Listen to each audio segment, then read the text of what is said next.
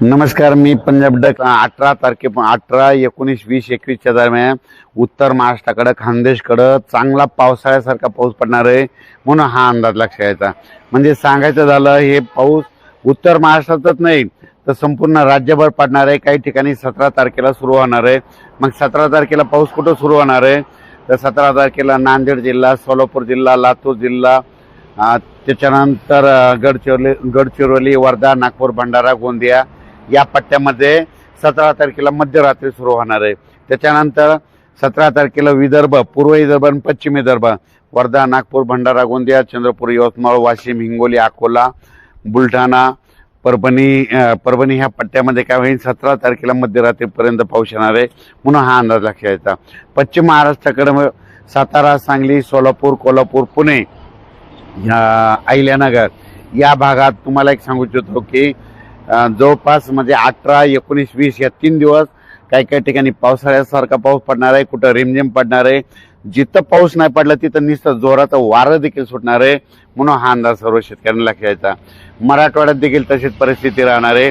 मराठवाड्यामध्ये 18, 19, 20, 21 4 दिवस पावसाळ्यासारखा काही ठिकाणी पाऊस पडणार आहे, कुठं रिमझिम पडणार आहे, कुठं नुसतं वारं सुटल म्हणून हा अंदाज मराठवाड्यातल्या सर्व शेतकऱ्यांना लक्षात यायचा। त्याच्यानंतर हे वातावरण 21 दिवस आहे, पण त्याच्यानंतर परत एकदा पुन्हा पाऊस येणार आहे। मग परत कधी येणार आहे तर परत 24 मार्च, 25 मार्च, 26 मार्चच्या दरम्यान परत एकदा पाऊस येणार आहे। पण ते पाऊस मग मराठवाड्यातून पश्चिम महाराष्ट्राकडे जास्त राहणार आहे आणि उत्तर महाराष्ट्राकडे जास्त राहणार आहे म्हणून हा अंदाज लक्षात यायचा। म्हणजे सांगायचं झालं तर 2 टप्प्यामध्ये पाऊस आहे। आता 17 ते 21 आणि त्याच्यानंतर 24, 25, 26च्या दरम्यान पाऊस येणार आहे म्हणून हा अंदाज सर्व शेतकऱ्यांनी लक्षात यायचा।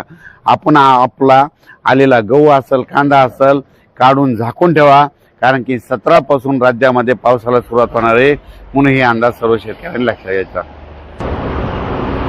हा पाऊस सांगायचं झालं तर वर्धा जिल्हा, भंडारा जिल्हा, गोंदिया जिल्हा, चंद्रपूर जिल्हा, यवतमाळ जिल्हा, वाशिम जिल्हा, हिंगोली जिल्हा, बुलढाणा जिल्हा, अकोला जिल्हा, अमरावती जिल्हा, त्याच्यानंतर जळगाव जिल्हा, जालना जिल्हा, परभणी जिल्हा, लातूर जिल्हा, बीड जिल्हा, धाराशिव जिल्हा, सोलापूर जिल्हा, सातारा जिल्हा, सांगली, पुणे, अहिल्यानगर, नाशिक, धुळे, नंदुरबार, जळगाव, त्याच्यानंतर म्हणजे सांगायचं झालं तर संपूर्ण महाराष्ट्रामध्ये म्हणजे 18, 19, 20च्या दरम्यान पाऊस येणार आहे। फक्त 17 तारखेला मात्र इकडं पूर्वेकडं म्हणजे तेलंगणाच्या बाजूकडून सुरुवात होणार आहे म्हणून हा अंदाज लक्षात यायचा।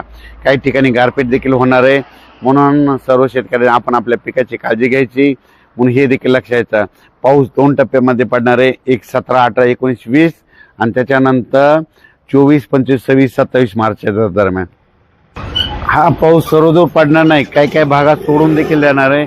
काही ठिकाणी नुसतं वारा सुटल, कुठं नुसतं पाऊस पडेल, काही ठिकाणी गारपीट देखील होईल, काही ठिकाणी रिमझिम पडेल, कुठं नुसते थेंब येतील, काही ठिकाणी आभाळ देखील येईल।